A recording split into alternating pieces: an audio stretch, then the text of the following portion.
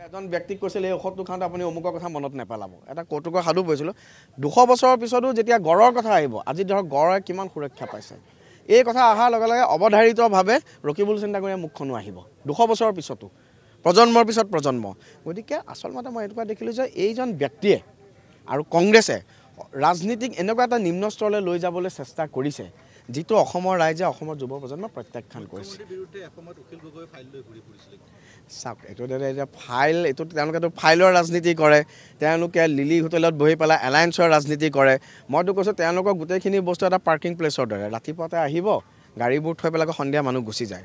মই খালি এটা কথাই মই পুনৰাই অনুৰোধ জনাম যে মাননীয় ডক্টৰ হিমন্ত বিশ্ব শৰ্মা ডাঙৰীয়াৰ নেতৃত্বত চৰকাৰখনে যিখিনি উন্নয়নমূলক কাম কাজ, আপোনালোকে উন্নয়নমূলক কাম কাজত আপোনালোকে সমৰ্থন কৰি আপোনালোকে আমাৰ উন্নয়নৰ অংশীদাৰ হওক, তেতিয়া আপোনালোকৰ যিখিনি অৱশিষ্ট আছে হয়তো এই অৱশিষ্টকণ ৰক্ষা হ'ব।